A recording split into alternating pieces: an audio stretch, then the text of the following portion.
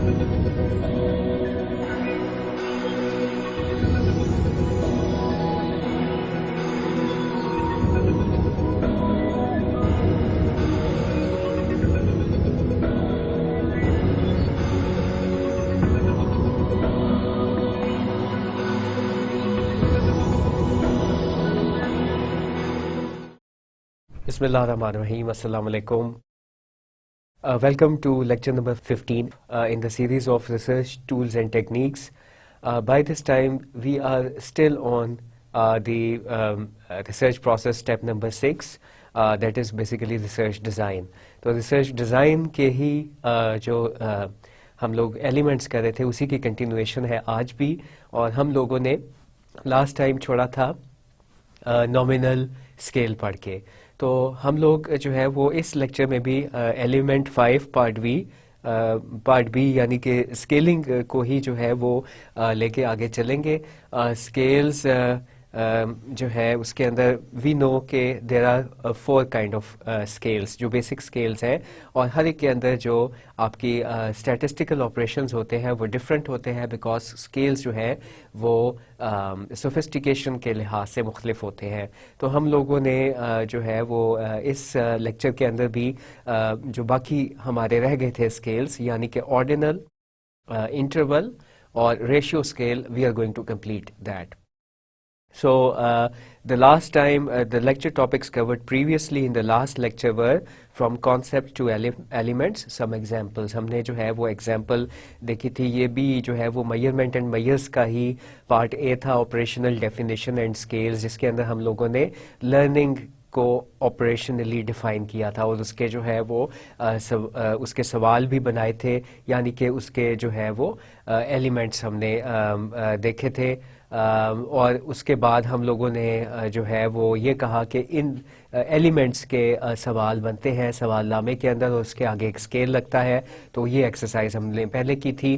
फिर in this lecture we are again going to continue measurement and measures part B, that is scales, और उसके अंदर जो है last time we had done nominal scale. तो ये तो जो है वो पहले की कार्रवाई थी. Today we are going to continue with the remaining scales and the statistics applied to these different scales as well. So welcome again to this lecture. Scientific research design. We are still on this process के जो step number 6 है उसके ऊपर है, और इसमें हम लोग जो है जो रिसर्च डिज़ाइन है इसका element number 5 measurement and measures पे स्केलिंग के ऊपर ही फिल वक्त मौजूद है. सो as you might have deciphered that research design जो है उसके बहुत सारे चैप्टर्स होंगे, और इसके अंदर जो है हम लोग गालिबन तीसरे या चौथे लेक्चर पे जो है अभी हम एलिमेंट्स ऑफ रिसर्च डिज़ाइन ही पढ़े. आगे भी हम लोग जो है रिसर्च डिज़ाइन के ही एलिमेंट्स पढ़ेंगे. अभी जो है हम लोग अगेन 5वां जो है हमारा एलिमेंट मेजरमेंट एंड मेजर्स वो हम देख रहे हैं. सो स्केल्स हमने जो है वो लास्ट टाइम भी पढ़े थे. डिग्री ऑफ सोफिस्टिकेशन की मदद से हम इनको वेरिएट करते हैं. 4 तरह के स्केल्स हैं, जैसे पहले बात हो चुकी, नॉमिनल स्केल, ऑर्डिनल, इंटरवल और ratio scales. Nominal, ordinal, interval and ratio scales, these are the 4 major scales which we have talked about.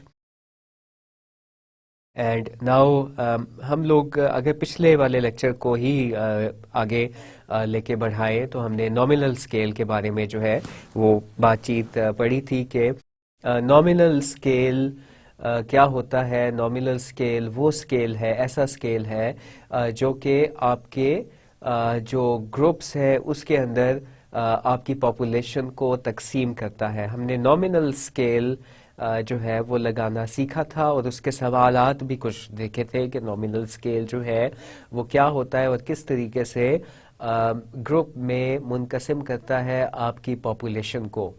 तो अगर हम ऐसा सवाल बना के पूछेंगे कि स्टेट योर जेंडर, और हम उसको सवालनामे में जो रिस्पोंडेंट है उसको दो ऑप्शंस देंगे, आइदर मेल और फीमेल, और उसमें हम लोग लिख देंगे सवाल के अंदर कि टिक ओनली वन। तो जो है वो अगर 50 मेल है 100 में से और 50 फीमेल है तो वो अपने अपने मुताबिक जो है वो उस सवालनामे को टिक मार्क करेंगे, और हमें पता चल जाएगा कि हमारे पास दो ग्रुप्स हैं, एक मेल है और एक फीमेल है, और मेल की तादाद जो है वो हमारी पॉपुलेशन यानी जो रिस्पोंडेंट्स थे उनके अंदर से जो हमने जो सैंपल लिया उसमें 50% जो है वो उसकी रिप्रेजेंटेशन है। तो 50% मेल की रिप्रेजेंटेशन है, 50% फीमेल की रिप्रेजेंटेशन है। तो ये चीज़ थी नॉमिनल स्केल के अंदर, और उसका सवाल जो है हमने एक बना के देखा।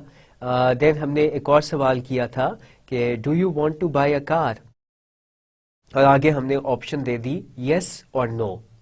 तो अगेन हमारे पास जो रिस्पॉन्सेज आएंगे वो आइदर जो है किसी ने यस पे टिक किया होगा, किसी ने नो पे टिक किया होगा।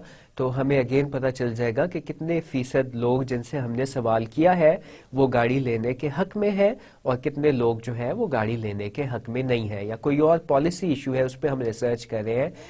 Are you in favour of political stabilization in the country, yes और नो। तो इस तरीके से भी हम जो है वो लोगों को गिरोहों में मुनकसिम कर सकते हैं। नॉमिनल स्केल की ही हम लोगों ने एक और एग्जाम्पल पढ़ी थी जिसके अंदर हमने कहा था कि हम लोग ये तो हमारे पास अभी तक जो आपने एग्जाम्पल्स हम लोगों ने देखी इसमें दो कैटेगरीज थी। एक जो है वो कैटेगरी मेल की थी, दूसरी फीमेल की थी। दो कैटेगरीज थी, दो से ज्यादा कैटेगरीज भी जो है वो नॉमिनल स्केल के अंदर आ सकती हैं, मौजूद हो सकती हैं। जैसे अगर हमारे पास बहुत सारे मुल्कों से आकर एम्प्लॉयज़ काम कर रहे हैं और हमने जो है उनकी नेशनैलिटी मालूम करनी है, तो हमें जो है वो पता होना चाहिए कि वो कितने मुल्कों से आके लोग काम कर रहे हैं। फॉर एग्जांपल अगर 5 मुल्कों से आकर हमारी ऑर्गेनाइजेशन में लोग काम कर रहे हैं तो हम जो है सवाल के अंदर 5 चॉइसेस देंगे, 2 नहीं देंगे। तो जो नंबर ऑफ चॉइसेस हैं वो भी इंक्रीज हो सकती है नॉमिनल स्केल पे। हम इस सूरत हाल के अंदर उसको 5 ऑप्शंस देंगे कि आइदर एक नेशनैलिटी पे टिक करे, आइदर यू आर पाकिस्तानी की ऑप्शन देंगे, इंडियन की ऑप्शन देंगे, श्रीलंकन की ऑप्शन देंगे, यूएई लोकल की देंगे, और फिलिपिनो की देंगे कि अगर जो है आपका ताल्लुक फिलीपीन से उसके आगे टिक करें। तो state your mention your nationality, हमें पता है कि 5 मुल्कों से लोग आके काम कर रहे हैं तो हमने 5 ऑप्शंस दी। पिछले सवालों में हम नॉमिनल स्केल के देख चुके हैं कि हमने सिर्फ 2 उसको ऑप्शंस दी थी। तो नॉमिनल स्केल में जो है वो 2 से ज्यादा ऑप्शंस भी हो सकती हैं, 2 ऑप्शंस भी हो सकती हैं, जैसे यस और नो, जैसे स्टेट योर जेंडर। और इसके अलावा 2 से ज़्यादा की एग्जाम्पल में हमने देखा कि हम नेशनैलिटी उनसे पूछ सकते हैं और 4 या 5 उसको ऑप्शंस दे सकते हैं। नॉमिनल स्केल के ऊपर जो सवाल बने हुए होते हैं, प्लीज़ रिमेंबर कि हमने सिर्फ एक ऑप्शन पर टिक करना होता है, आइदर यस और आइदर नो, आइदर मेल और either female, either Pakistani, either Indian, either Filipino और आइदर यूएई लोकल। तो हम लोग जो है वो मेंशन करते हैं नॉमिनल स्केल जब भी बनाते हैं उसके सवाल के अंदर कि please tick only one option. तभी हम लोग जब हम 100 लोगों से डाटा गैदर करेंगे तो हमें जो है वो अगर 10 ने जो है 100 में से पाकिस्तानी के ऊपर टिक किया हुआ है तो हमें पता चल जाएगा कि 10% हमारे एम्प्लॉयज़ पाकिस्तानी हैं। तो जो है वो हम लोग इस तरीके से ग्रोहों में मुनकसिम करते हैं। 2 ऑप्शंस भी हो सकती हैं और 2 से ज़्यादा भी हो सकती हैं। ये तो था हमारा नॉमिनल स्केल। इस पे जो है वो कोई क्वांटिटेटिव कोई हमारे पास डाटा नहीं आता। जैसे हमने जब 2 ऑप्शन दी तो उसमें कोई नंबर्स का हमने इस्तेमाल नहीं किया। हम अपनी सहूलत के लिए गो नंबर जो है वो दे सकते हैं कि वो बाद में हमारे पास कोडिंग के इश्यूज आएंगे, किस तरीके से हम नॉमिनल स्केल के ऑप्शंस के ऊपर भी जो है वो नंबर की ऑप्शन दे सकते हैं। मगर हमने जो डाटा गैदर किया, जो टिक मार्क करना था वो क्वालिटेटिव वर्ड के ऊपर करना था। Male is a qualitative word, female is a qualitative word, Pakistani is a qualitative word, then हमारे पास यस जो है, ये जो YES से जो है वो मिल के बना है, yes is a qualitative word, no is a qualitative word. तो हम क्वालिटेटिव ही ग्रुपिंग में लोगों को तकसीम कर रहे हैं, that is basically our nominal scale. हम एज सच कोई बहुत ज़्यादा इस पे मैथमेटिकल और स्टैटिस्टिकल ऑपरेशंस नहीं कर सकते हैं। दो हम लोग जो है वो नॉमिनल स्केल के ऊपर इसके पाई चार्ट्स बना सकते हैं, क्योंकि हमारे पास परसेंटेजेस आ जाएंगे, हम उसको पाई चार्ट में रिप्रेजेंट कर सकते हैं कि 50% मेल, 50% फीमेल। हम बार चार्ट्स बना सकते हैं, 10% पाकिस्तानी, 20% इंडियन, 30% UAE नेशनल। तो जब हमारे पास डाटा आता है हम उसको ऐसे शो अप कर सकते हैं, परसेंटेजेस हम निकाल सकते हैं, एक्सेट्रा एक्सेट्रा। मगर एवरेज हम लोग अगेन नहीं कैलकुलेट कर सकते। और इसके अलावा हम लोग जो है वो टी टेस्ट वगैरह भी नहीं लगा सकते। लिहाजा ये जो स्केल था, नॉमिनल स्केल जो हमने पढ़ा लास्ट टाइम, ये कम सोफिस्टिकेटेड स्केल है। It's not a very very sophisticated scale. हम लोग नॉमिनल स्केल में लोगों को सिर्फ गिरोहों के अंदर मुनकसिम करते हैं। तो उम्मीद है कि आपको नॉमिनल स्केल जो है वो समझ में आ गया होगा। ये पहला स्केल था, ये हमने देखा कि इसके ऊपर सवाल जो बने होते हैं वो किस तरीके के होते हैं। बहुत सारे वेरिएबल्स हैं, अगेन मैं ये स्ट्रेस दूंगा, बहुत सारे वेरिएबल्स हैं जो कि सिर्फ और सिर्फ हमें लिमिट करते हैं। हम लोग उनके सवाल जो है बना ही नॉमिनल स्केल के ऊपर सकते हैं। दो तो हमें सोफिस्टिकेशन के लिहाज से कौन से स्केल पे सवाल बनाने चाहिए, आप समझ गए होंगे, रेशियो स्केल पे। इधर जो 4 स्केल लिखे हैं इनमें से जो है the best scale for mathematical operation, for statistical operations is the ratio scale. But this is not जो है ये चीज़ मुमकिन नहीं है, this is not possible all the time for all the variables. तो हमें वेरिएबल का जो नेचर है, जो वेरिएबल्स नेचर है, वो लिमिट करता है कि हम नॉमिनल स्केल लगाएं या ऑर्डिनल स्केल पे सवाल बनाएं या इंटरवल स्केल पे बनाएं। तो मगर उसके अंदर जो है वो आप उसको स्टैटिस्टिकली जो आप उसकी टेस्टिंग है वो आप लिमिट कर देते हो। मगर नॉमिनल स्केल भी बहुत फ़ायदे का है, और इससे हमने देखा कि हम परसेंटेजेस और जो है वो बार चार्ट्स और दूसरी चीज़ें हम कैलकुलेट कर सकते हैं। इवन कॉन्टिंजेंसी टेबल्स बना सकते हैं, काई स्क्वायर बना सकते हैं, जो कि हम आगे चल के देखेंगे कि वो क्या होता है। और chi square is basically the test of association. हम लोग जो है वो दो, अगर हमारे पास नॉमिनल स्केल के हो सवाल बने हुए, तो उसके ऊपर हम काई स्क्वायर बना सकते हैं। आपने डिपेंडेंट वेरिएबल भी नॉमिनल स्केल पे जो है वो कैलकुलेट किया। डिपेंडेंट वेरिएबल था आपका choice for a certain type of fabric, और उसमें जो है वो आपने जो आपका इंडिपेंडेंट वेरिएबल था वो जेंडर था। तो आपने पूछा कि जो है are you interested in this buying a suit made from this type of fabric, जो है आगे ऑप्शन दी येस और नो।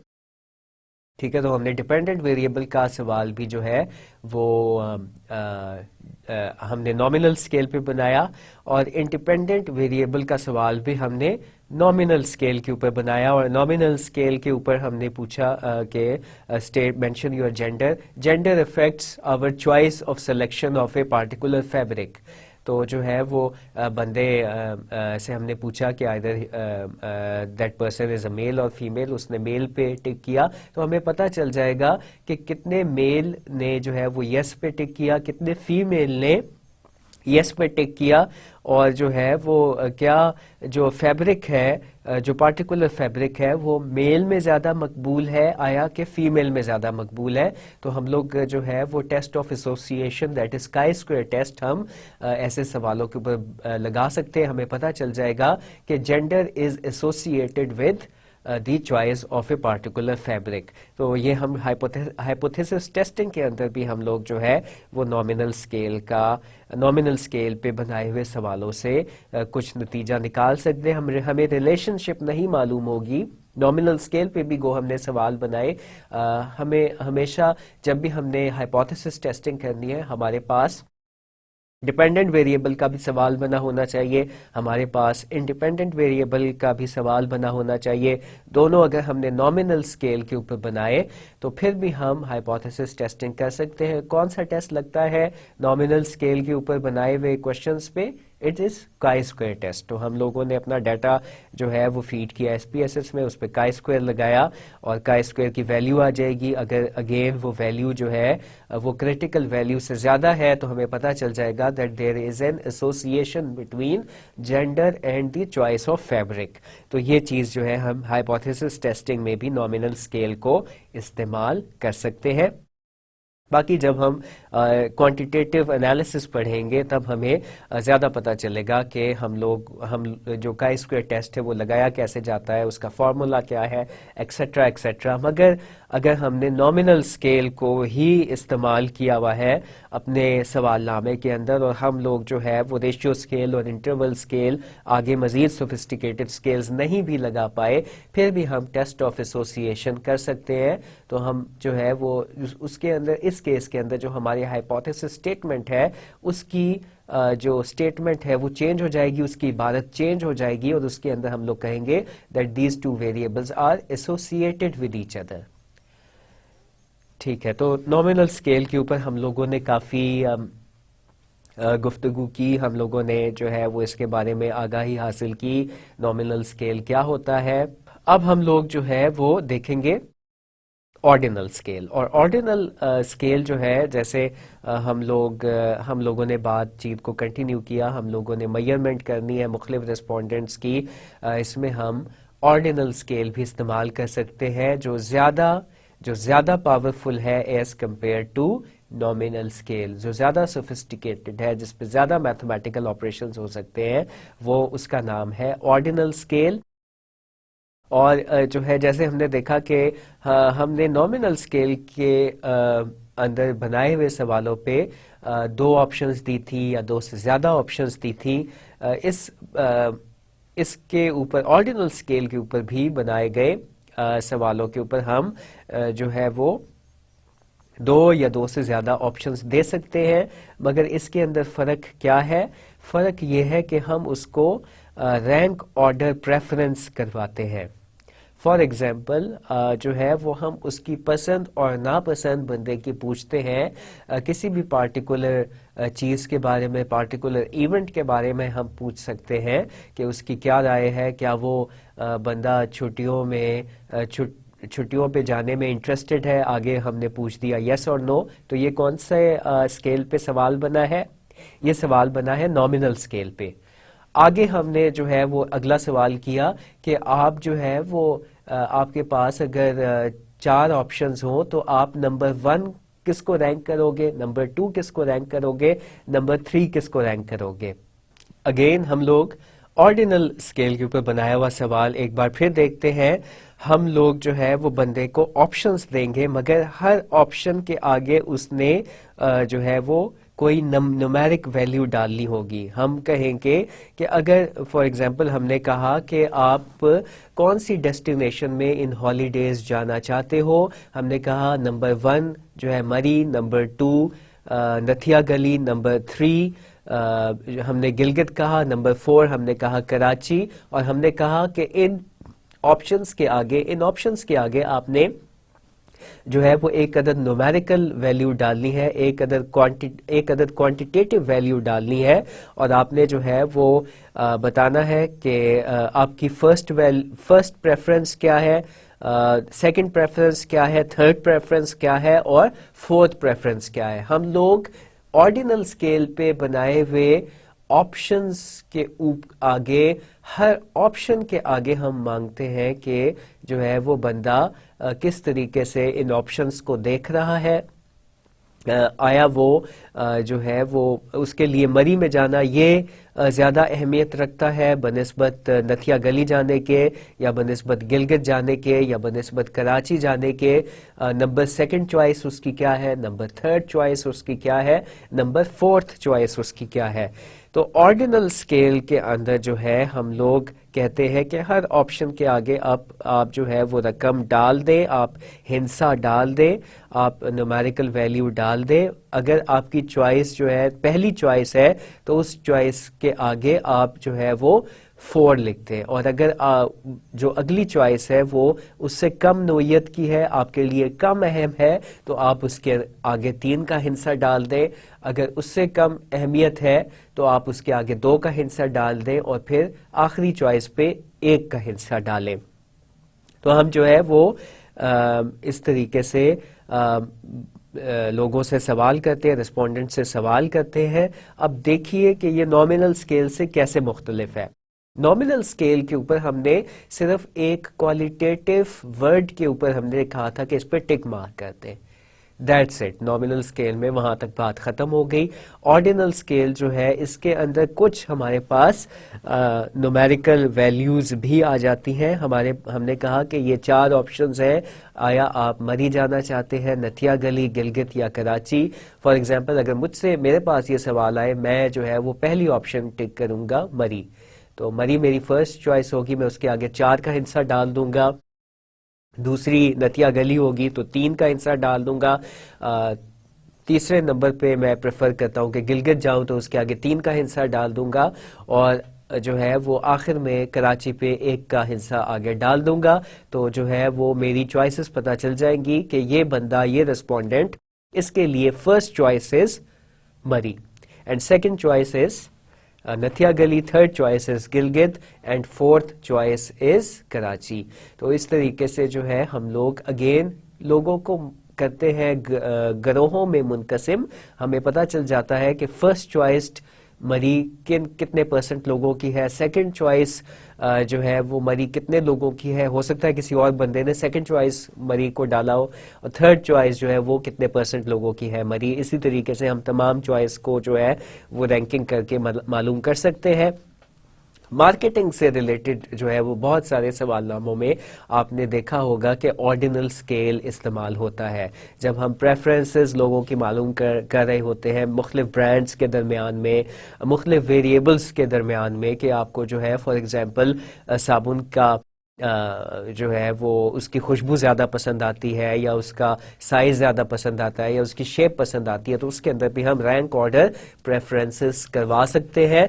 और जाहिर है कि आपने देखा कि इसमें न्यूमेरिकल वैल्यूज आ जाती है, 1 2 3 4 के हिस्से आ जाते हैं जो हमने ऑप्शंस के आगे डालने होते हैं। तो हम जो है वो इस पे ज़्यादा स्टैटिस्टिकल ऑपरेशंस कर सकते हैं।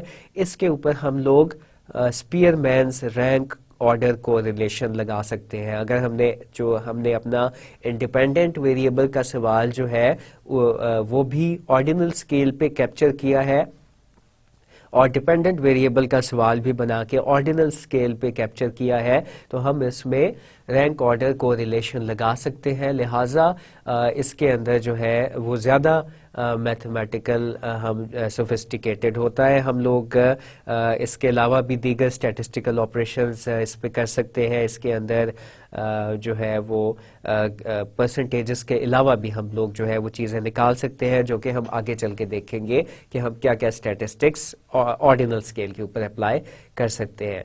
तो इसमें जो है वो ज़्यादा मैथमेटिक्स इन्वॉल्व हो गई, ज़्यादा स्टैटिस्टिक्स इन्वॉल्व हो गई, और जो है वो इसके ऊपर बनाया हुआ एक सवाल भी हम लोगों ने देख लिया कि जो है हमने चॉइसेस दे दी बंदे को, और हमने कहा कि हर एक के आगे जो है वो एक हिंसा प्लेस करे, और हमें पता चल गया कि फर्स्ट चॉइस लोगों की क्या है, ज़्यादातर लोगों की क्या है, सेकंड चॉइस क्या है, थर्ड चॉइस क्या है। तो ये जो है वो चॉइसेस हमें पता चल जाती है। लेट्स सी के ऑर्डिनल स्केल, इसकी डेफिनेशन देखते हैं। Ordinal scale is that kind of scale which rank order the preferences but the magnitude of differences is not acknowledged. तो इसका हम लोगों ने ऑर्डिनल स्केल का पहला हिस्सा देख लिया, ऑर्डिनल स्केल रैंक ऑर्डर दी प्रेफरेंसेस। ये हमें पता चल गया कि रैंक ऑर्डर करता है प्रेफरेंसेस को, मगर इसके अंदर जो है जो अगली स्टेटमेंट है, but the magnitude of differences is not acknowledged. ठीक है, ये चीज जो है वो हमें अगली स्लाइड पे पता चलेगी कि मैग्नीट्यूड ऑफ डिफरेंसेस क्या होता है और कैसे एक्नॉलेज किया जाता है। ऑर्डिनल स्केल बहरहाल ये काम नहीं करता है, ये मैग्नीट्यूड ऑफ डिफरेंसेस को एक्नॉलेज नहीं करता है, मगर रैंक ऑर्डर करता है लोगों की प्रेफरेंसेस को।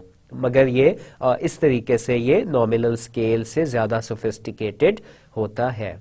राइट जी, सो हमारे पास जो एग्जाम्पल है यहाँ पे वो जिस तरीके से मैंने रैंक ऑर्डर प्रेफरेंसेस करवाई मुख्तलिफ जगहों की जहाँ पे एक रेस्पोंडेंट जाना चाहता है, इसी तरीके से एक सवाल ऑर्डिनल स्केल के ऊपर बना हुआ वो ऐसे भी हो सकता है। Please rank the following chocolate brands from least preferred to most preferred with one being the least preferred. एक दफा फिर सवाल देखते हैं। Please rank the following chocolate brands from least preferred to most preferred with one being the least preferred. इस तरह का सवाल जो है अगर आपके सामने आए फौरन आपको क्लिक होगा कि ये ऑर्डिनल स्केल पे बना हुआ है, क्योंकि इसमें हम जो है क्या कर रहे हैं, रैंक ऑर्डर कर रहे हैं प्रेफरेंसेस। तो जो है वो सवाल में पूछा गया है, इसने ऑप्शन दी है 5 चॉकलेट ब्रांड्स की, कैडबरी, घिरार्डेली, गोडाइवा, हर्शीज और लिंट। 4 ब्रांड्स हैं चॉकलेट की, चॉकलेट बार्स की, और जो है वो इनके नाम मुख्तलिफ है। कैडबरी जो है वो पहली ब्रांड है, ब्रिटिश ब्रांड है। घिरार्डेली मेरा ख्याल है कि ये इटालियन ब्रांड है। गोडाइवा, हर्शीज अमेरिकन है, और लिंट ये शायद स्विस है। इनमें जो है वो आप पहली आपकी जो है वो प्रेफरेंस क्या होगी, जो सबसे पहले नंबर पे आप लेना चाहोगे इन ब्रांड्स में, उसके आगे आपने 5 प्लेस करना है, और एक उसके उस ब्रांड के आगे प्लेस करना है जो आपकी लीस्ट प्रेफर है, जिसको आप बाय सबसे आखिर में करना चाहोगे। तो ये चीज़ हमें बता रही है कि ऑर्डिनल स्केल जो है वो रैंक ऑर्डर प्रेफरेंसेस करवाता है, और इस तरह से जो है वो इस स्केल के ऊपर बनाया गया एक सवाल हम लोगों ने देखा। इसमें फॉर एग्जांपल मेरी फर्स्ट चॉइस में मेरे आगे ये सवाल आया, या हो सकता है आपके आगे भी ऐसा सवाल आए, तो इसके अंदर जो है जो बंदे ने अब फिल किया वो किस तरीके से फिल करेगा। ऑर्डिनल स्केल की एग्जांपल हम लोग देखते हैं। तो अगर फॉर एग्जांपल मुझसे किसी ने फिल करवाया तो मैंने उसके हर्शीज के आगे नंबर 5 डाल दिया, क्योंकि ये ब्रांड जो है वो मुझे सबसे ज़्यादा पसंद है, इसको जो है वो मैं लेना चाहता हूँ, इसके बनाई गई चॉकलेट्स मैं खाना चाहता हूँ, तो हर्शीज के आगे मैंने 5 प्लेस कर दिया। दूसरे नंबर पे मुझे कैडबरी की चॉकलेट्स पसंद है हर्शीज के बाद। फर्स्ट प्रेफरेंस मेरी हर्शीज है, दूसरी मेरी कैडबरी है, नंबर 4 उसके आगे डाल दिया। फिर उसके बाद थर्ड जो है वो गोडाइवा है, उसके बाद जो है मेरी चॉइस लिंट है, और फिर आखिर में जो है वो घिरार्डेली है। तो इस तरीके से मैंने जो है अपनी प्रेफरेंसेस दे दी। गोडाइवा जो है वो निस्बतन महंगी चॉकलेट होती है, लिंट की चॉकलेट मुझे पर्सनली अच्छी नहीं लगती, तो जो है मैंने इस तरीके से फिल करके क्वेश्चन के अंदर क्वेश्चन के आगे डिजिट्स लगा के डाल दिया। आपको पता चल गया होगा कि जो है ये ऑर्डिनल स्केल पे इस तरह के सवालात बनते हैं, और आगे क्या करवाई जाती है, रैंक ऑर्डर करवाते हैं हम प्रेफरेंसेस, रैंकिंग करवाते हैं प्रेफरेंसेस के अंदर, कौन सी नंबर 1 पे ऑप्शन है, कौन सी नंबर 2 पे, और कौन सी नंबर 3 पे, etcetera etcetera. Rank 5 choices between 1 and 5 ये हो गया। तो इसके अंदर जो है रैंक ऑर्डर प्रेफरेंसेस हो गई, मगर हमने देखा ऑर्डिनल स्केल की डेफिनेशन के अंदर कि ऑर्डिनल स्केल के ऊपर रैंक ऑर्डर प्रेफरेंसेस करवाई जाती हैं, बट दी मैग्नीट्यूड जो है वो of preferences is not acknowledged. So that thing के जो है इन चॉइसेस के अंदर कितना फासला है, ये चीज इस चीज का तयन नहीं हो सकता है। ऑर्डिनल स्केल के अंदर जो मैग्नीट्यूड ऑफ प्रेफरेंसेस या डिफरेंसेस है दैट इज नॉट एक्नॉलेज्ड। अब हम जो है वो डेफिनेशन का दूसरा पार्ट देखने वाले हैं कि इस सवाल के अंदर से ही हमें पता चल जाएगा that how magnitude of differences is not acknowledged. ये जो है इस ऑर्डिनल स्केल की कमी होती है। इसकी वजह से बहुत सारे हम लोग मैथमेटिकल या स्टैटिस्टिकल ऑपरेशंस इस स्केल के ऊपर नहीं लगा सकते हैं। इसको ऑर्डिनल स्केल कहते हैं, लिहाजा और क्योंकि ये रैंक ऑर्डर करता है प्रेफरेंसेस को। तो जो है वो हमें पता चल गया कि इस बंदे की जिसने ये सवाल फिल किया है उसकी हर्शीज जो है वो फर्स्ट चॉइस है, उसके आगे 5 का हिस्सा है। नंबर 2 चॉइस जो है वो कैडबरी है, नंबर 3 चॉइस जो है वो गोडाइवा है, एंड सो ऑन। तो इस तरीके से जो है वो इसने फिल किया है। अब how the difference of magnitude is not acknowledged या distance between the magnitude of preferences is not acknowledged, तो वो हम जो है वो एक स्केल की मदद से देखते हैं जो कि हमने इसके नीचे ड्रॉ किया है। एक स्केल या एक फुट जो है वो हम लोगों ने हमने लिया है एक और उसको जो है वो ऑर्डिनल स्केल के नीचे रख दिया है ये चीज़ देखने के लिए कि how the magnitude of differences is not acknowledged. तो मैंने आपको पहले बताया था कि मेरी पहली चॉइस थी हर्शीज।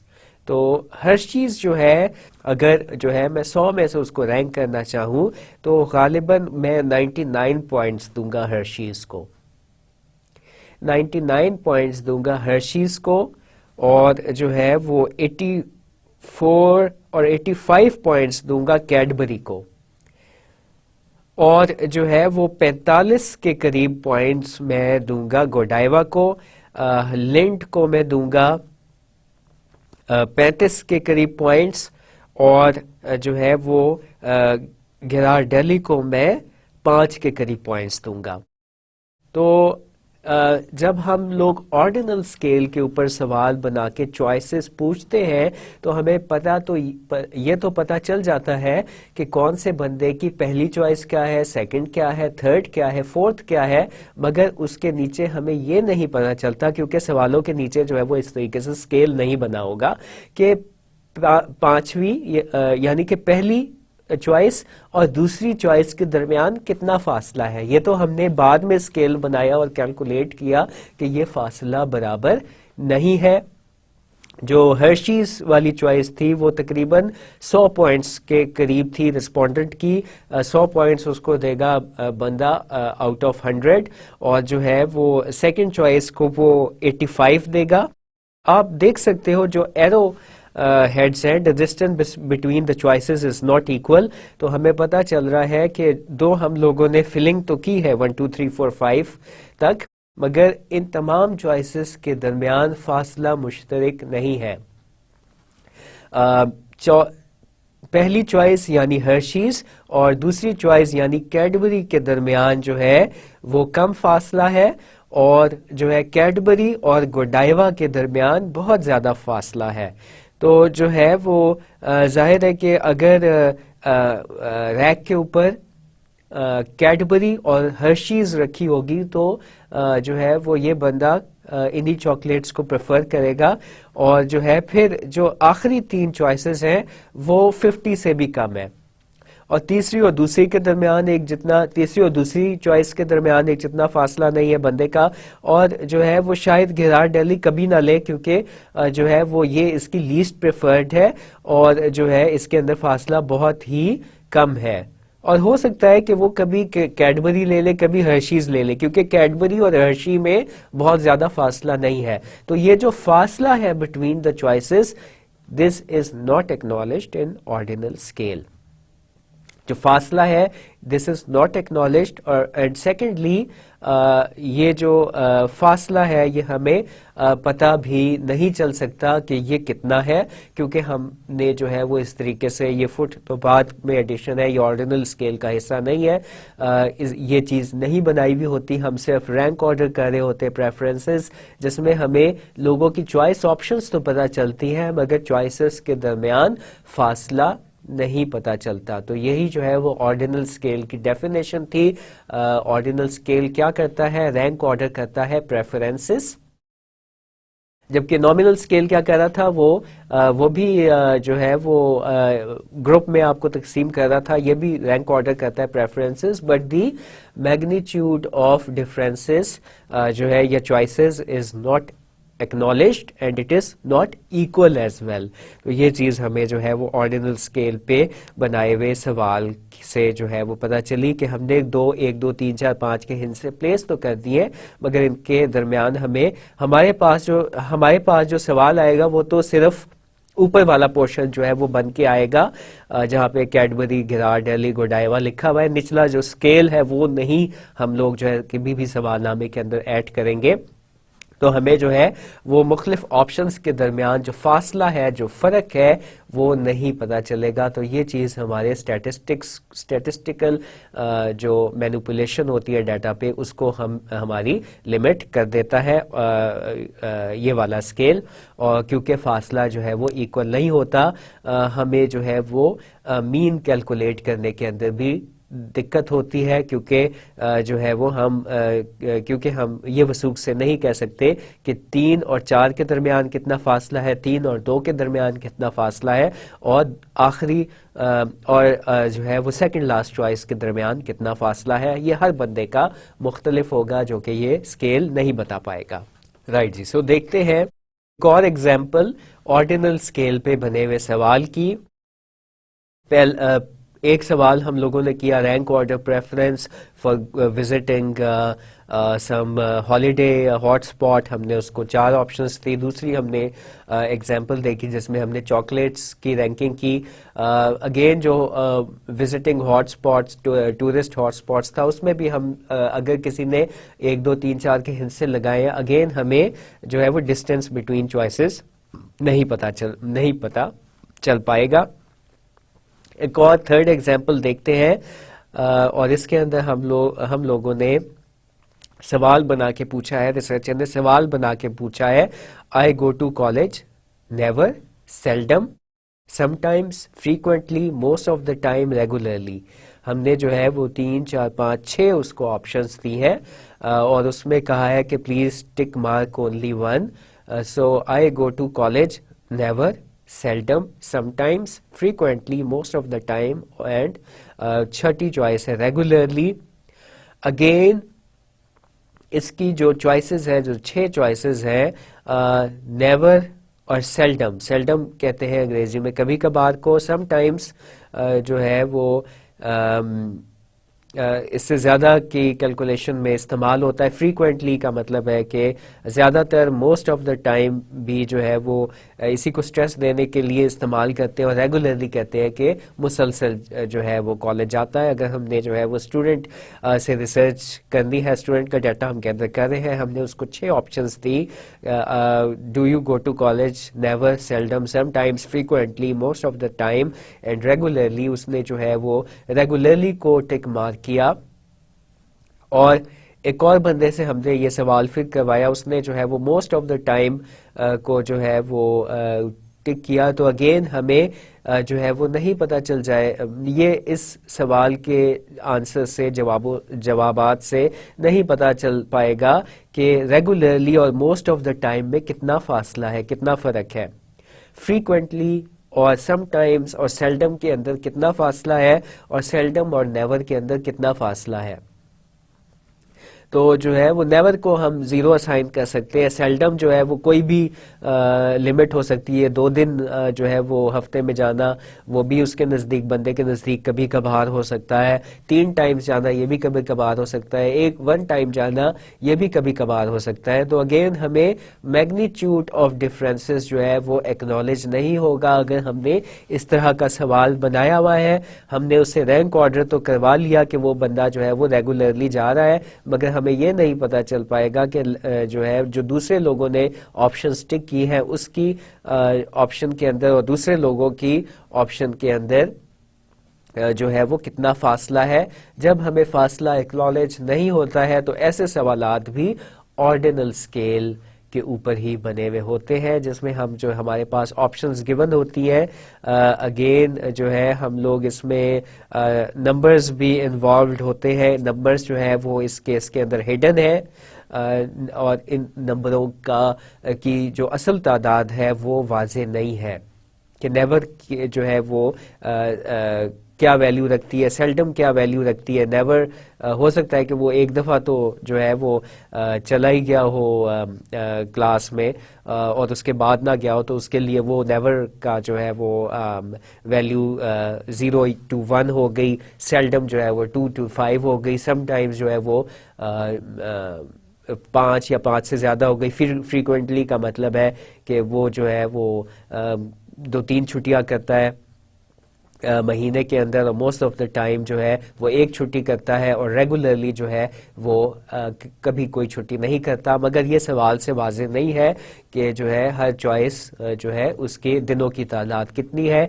जब ये हिंट से या अदद हमें वाज़ेह ना हो तो हमें फ़ौरन जो है वो पता चल जाएगा कि दो इस सवाल के अंदर हिंट से तो इन्वॉल्व है, ठीक है। एक जो नेवर की चॉइस है वो कम तादाद है सेल्डम से, और सम टाइम्स से जो है वो कम तादाद है दिनों की। सेल्डम के अंदर फ्रीक्वेंटली जो है इसकी वैल्यू ज़्यादा है, मोस्ट ऑफ द टाइम की वैल्यू ज़्यादा है, रेगुलरली की वैल्यू सबसे ज़्यादा है। तो इसके अंदर हमें ये तो पता चल रहा है कि जो है वो रैंकिंग तो किसी तरह की हो रही है कि जो है वो ABCDEF के अंदर रैंकिंग तो है, मगर हमें अगेन मैग्नीट्यूड ऑफ डिफरेंसेस जो है वो एक्नॉलेज नहीं हो रहा कि इन चॉइसेस के दरमियान कितना फासला है। तो हम समझ जाएंगे कि ये ऑर्डिनल स्केल के ऊपर सवाल बना हुआ है। तो ऑर्डिनल स्केल हमें पता चल गया किस तरह का होता है, इस पे किस किस तरह के सवाल बने हुए होते हैं। इसमें जो है वो इसकी जो वाज़ेह पहचान है, हमने रैंक ऑर्डर प्रेफरेंसेस हम लोग करवाते हैं।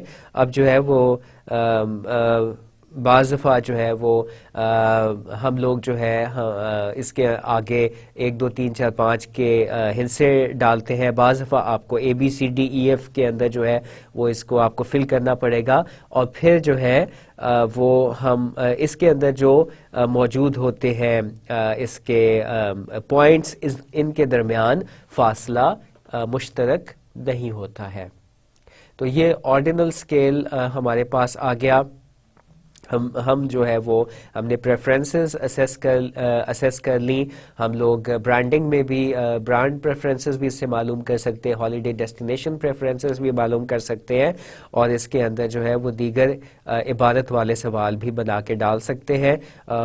मगर इबारत वाले सवाल के अंदर जिसके अंदर फासला चॉइसेस के अंदर हमें नहीं समझ में आए कि क्या कितना है, तो आप ये जान जाओ कि ये ऑर्डिनल स्केल है। ऑर्डिनल स्केल के ऊपर बना हुआ जो है वो सवाल है। तो ये मुख्तलिफ जो है हमने 3 एग्जाम्पल्स पढ़ी ऑर्डिनल स्केल की। ऑर्डिनल स्केल के ऊपर बने गए सवालात हमने देखे, नॉमिनल हमने स्केल देखा।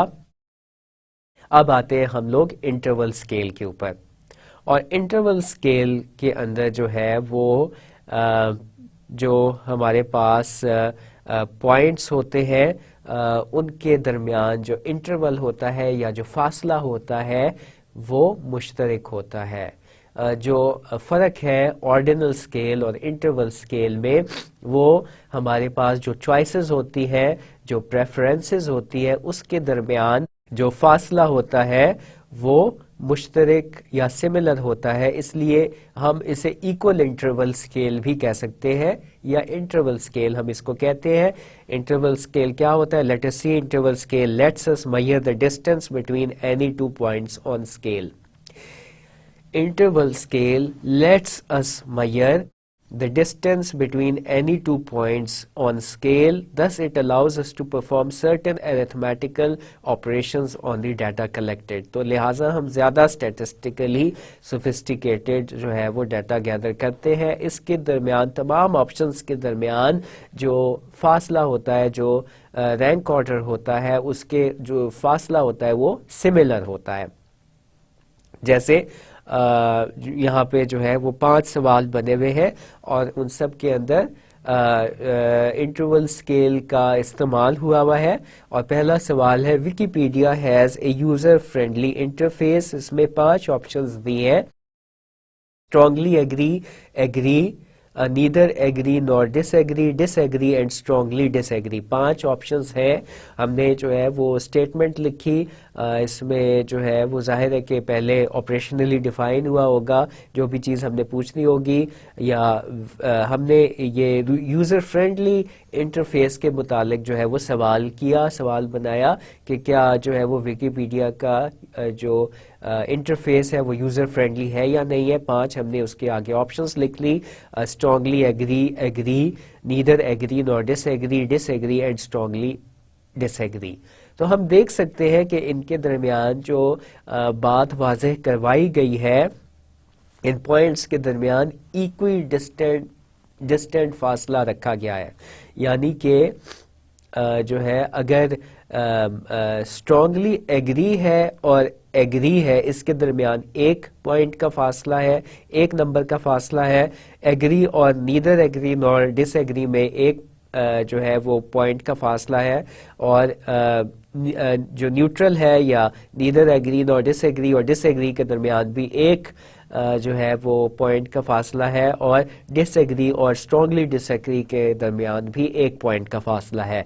तो यहाँ पे फासला जो आपकी ऑप्शंस होती हैं वो सिमिलर होता है। हमने देखा था पिछले स्केल के अंदर, ऑर्डिनल स्केल के अंदर, कि ये जो फासला था वो इक्वल नहीं था। जब इक्वल नहीं होता है तो फिर वो ऑर्डिनल स्केल बन जाता है, चाहे आप जो है वो बहुत सारी प्रेफरेंसेस के आगे जो है वो टिक मार्क करवा लो, या जो है आप उसको 4 या 5 ऑप्शंस दे दो, उसमें से उसने एक ही को सिलेक्ट करना हो, मगर वहाँ पे अगर फासला इक्वल नहीं होगा तो जो है वो आपका ऑर्डिनल स्केल होगा, इंटरवल स्केल नहीं होगा। और इंटरवल स्केल के अंदर जो चॉइसेस हैं उसके अंदर जो है आप बंदे को, रिस्पोंडेंट को समझाओगे कि 1 stands for strongly disagree, or 2 stand for disagree, 3 stand for neither agree nor disagree, 4 stand for agree and 5 stands for strongly agree। तो इसके दरमियान जो फासला है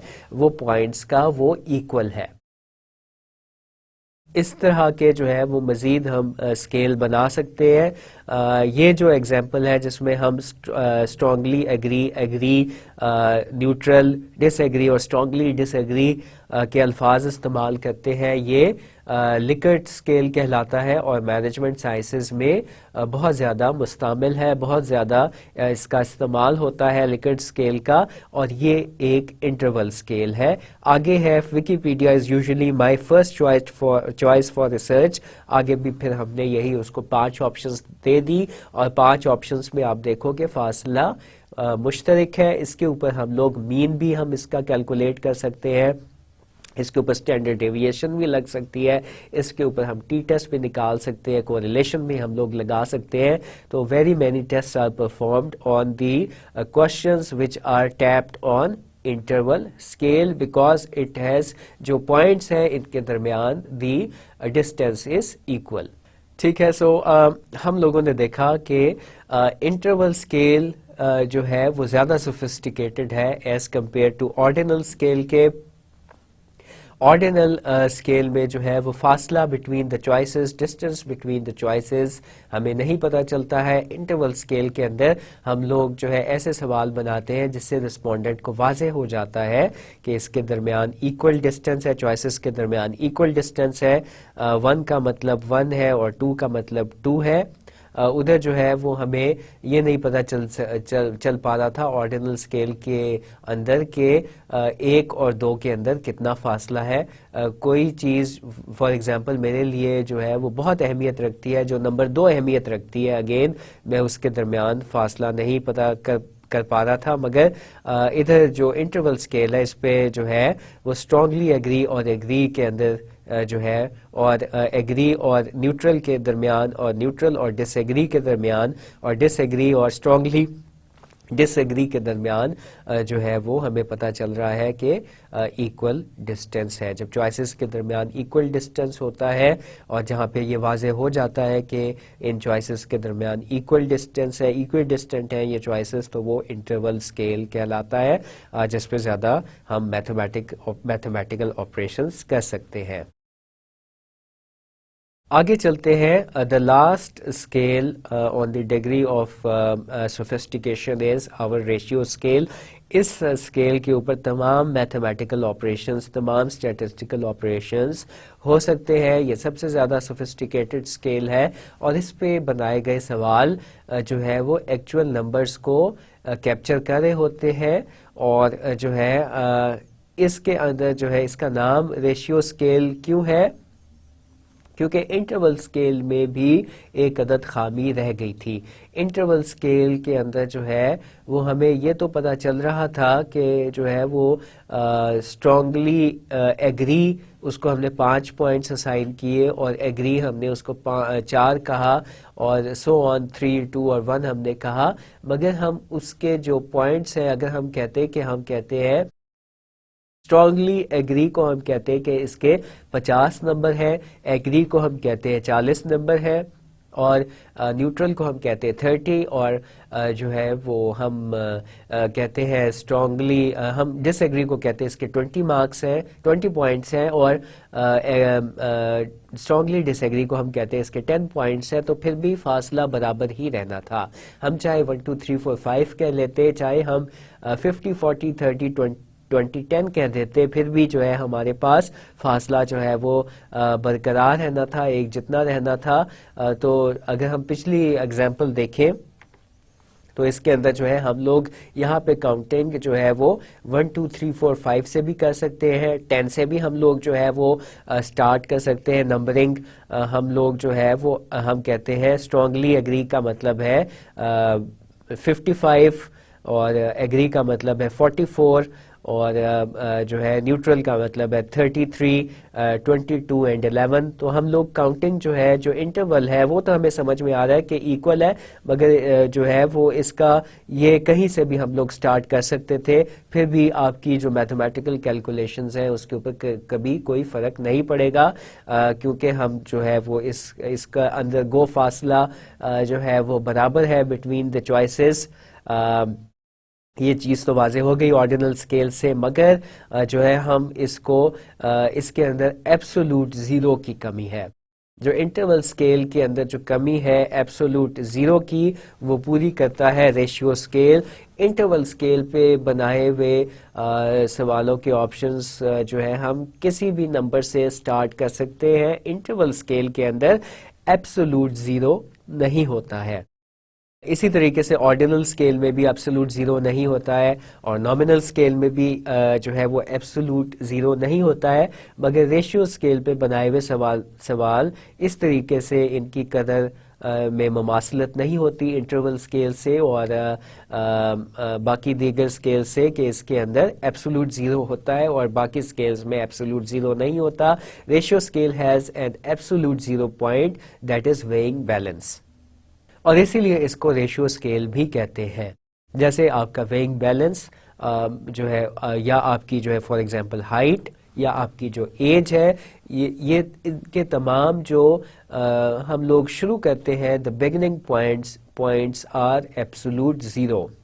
फॉर एग्जांपल हम एज हमेशा जो है वो 0 ईयर से स्टार्ट करेंगे, तो और उसके बाद जो है वो हम लोग कह सकते हैं कि अगर किसी की 10 साल एज है तो वो कभी भी 20 साल नहीं हो सकती। अगर किसी ने 10 फिल किया है तो वो कभी भी 20 या 30 नहीं हो सकता है।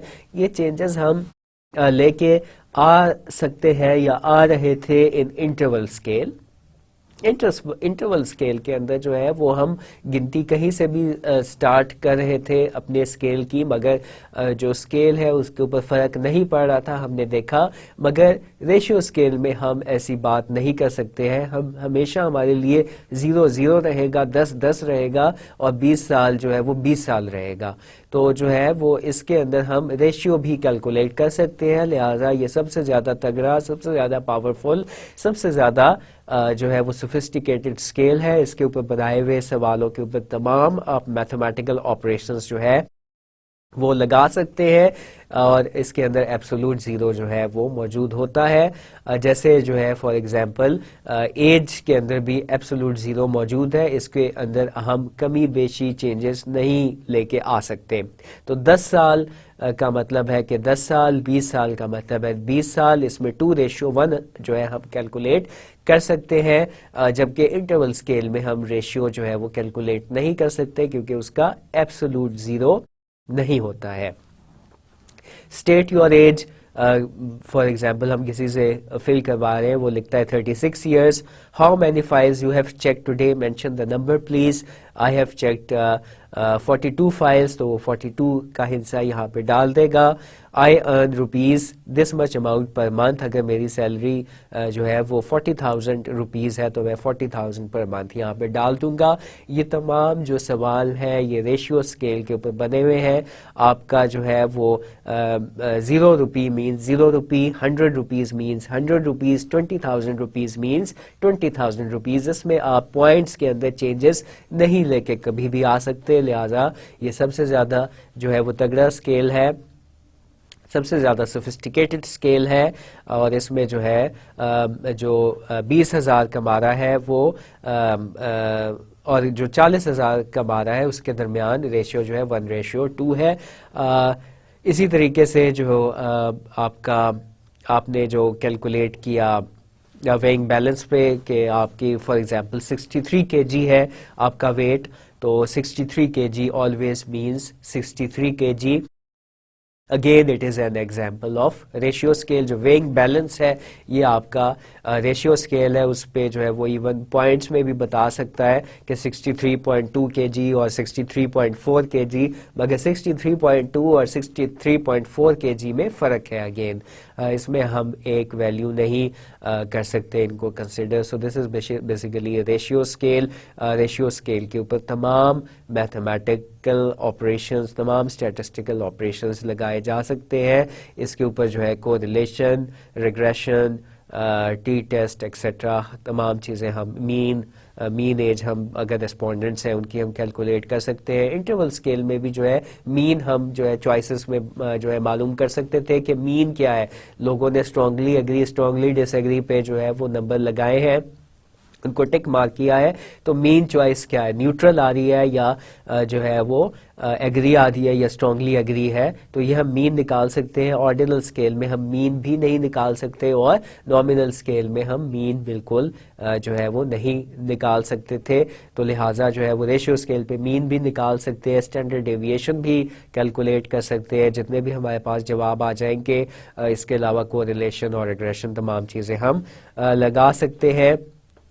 ये कुछ सवाल थे जिनकी मदद से हमने देखा कि जो मुख्तलिफ स्केल्स होते हैं वो आपस में कैसे डिफ़र करते हैं। नॉमिनल स्केल यानी आप जेंडर आप पूछ सकते हो, किसी की नेशनैलिटी पूछ सकते हो।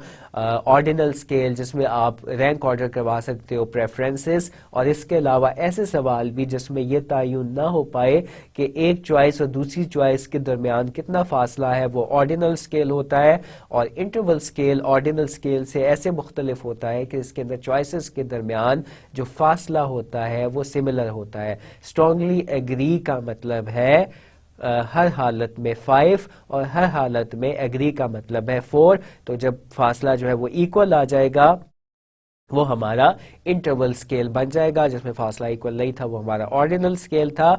और रेशियो स्केल सबसे ज़्यादा जो है वो सोफिस्टिकेटेड स्केल है क्योंकि इसमें एब्सोल्यूट ज़ीरो भी मौजूद है, जबकि दीगर स्केल्स के अंदर एब्सोल्यूट ज़ीरो नहीं था। तो ये इस तरीके से हमने डिफरेंसेस देखे, सीखे, स्केल्स के अंदर बनाए हुए। और जो है वो इन्हीं स्केल्स का इस्तेमाल हम जो है अपनी रिसर्च में करते हैं, अपने वेरिएबल्स से मुख्तलिफ सवाल बनाते हैं। अगर हमारा इजी टू मेजर वेरिएबल हो तो उसका सवाल बहुत आसानी से बन जाता है। Dimensions of this room, your age, your height, ठीक है। और इसका जो है प्रोडक्टिविटी लेवल के ऊपर कोई फ़र्क है। प्रोडक्टिविटी लेवल हमने नंबर ऑफ फाइल से कैलकुलेट कर ली। रेशियो स्केल पे दोनों सवाल बना लिए, डिपेंडेंट और इंडिपेंडेंट के, तो हमें जो है बहुत आसानी हो गई। बहुत आसानी से हम इस पे मैथमेटिक्स, स्टैटिस्टिक्स अप्लाई कर सकते हैं। अगर सवाल जो है इतनी आसानी से ना बन रहा हो तो हमारे पास चॉइसेस हैं, हम ऑपरेशनली डिफाइन करके जो है मुख्तलिफ स्टेटमेंट्स बना सकते हैं। स्टेटमेंट्स के आगे हमारे पास चॉइस है, अगर हम उसके आगे लिख दें यस और नो तो ये नॉमिनल स्केल हो जाएगा। अगर हम जो है स्ट्रांगली एग्री स्ट्रांगली डिसएग्री वाला स्केल लगा दें तो ये इंटरवल स्केल हो जाएगा और इस पे मैथमेटिकल ऑपरेशन ज़्यादा मुमकिन है। तो मुख्तलिफ वेरिएबल्स मुख्तलिफ स्केल्स के ऊपर जो है वो टैप किए जाते हैं, कैप्चर किए जाते हैं। तो depending on the nature of variable, a questionnaire can have one or all the major scales in it. तो हमारे पास जो है अब चॉइस जो है मौजूद है, हमने स्टेटमेंट्स बनाई। अगर हमारे पास हार्ड वेरिएबल था, हार्ड टू मेजर वेरिएबल था, उसको हमने जो है वो पहले ब्रेकअप किया, उसके डायमेंशंस पे, फिर एलिमेंट्स पे, उसके सवाल बनाए। और अगर हमारे पास इजी टू मेजर वेरिएबल था, हमने उसका डायरेक्ट सवाल बना दिया। और हमारे पास जो है वो ऑप्शंस हैं, हमने पढ़ी, हम या तो उसके आगे नॉमिनल स्केल लगाएंगे या ऑर्डिनल लगा सकते हैं, इंटरवल लगा सकते हैं और रेशियो स्केल लगा सकते हैं। यहाँ पे स्लाइड में जो चीज़ वाज़े की गई है वो ये है कि हम एक ही क्वेश्चनेयर में एक स्केल का भी इस्तेमाल कर सकते हैं या फिर हम चारों स्केल्स का इस्तेमाल कर सकते हैं। और जो है द चॉइस ऑफ स्केल, हमें ये जहन में रखना चाहिए कि हम प्रेफर करें कि रेशियो और इंटरवल स्केल के ऊपर सवाल बनाएं। और अगर इंटरवल और रेशियो स्केल पे हम जो है वो नहीं बना सकते तो फिर हम ऑर्डिनल और नॉमिनल स्केल का भी इस्तेमाल कर सकते हैं, मगर उन पे हमारी जो स्टैटिस्टिकल मैनिपुलेशन है वो लिमिटेड हो जाएगी। तो आज के लिए जो है वो इतना ही काफ़ी है। और इस यहाँ पे हम लोग जो है वो लेक्चर नंबर 15 ख़त्म करते हैं। और आज के लेक्चर के अंदर हम लोगों ने देखा ऑर्डिनल स्केल क्या होता है, ये इंटरवल स्केल रेशियो स्केल से कैसे डिफर करता है, इंटरवल स्केल जो है ये क्या होता है, इसमें चॉइसेस के दरमियान फासला इक्वल होता है। और रेशियो स्केल हमने देखा और इसके ऊपर बनाए हुए सवाल देखे और इस पे लगाई गई स्टैटिस्टिक्स का भी हमने मुतालिया किया। Thank you very much and here this lecture number 15 ends.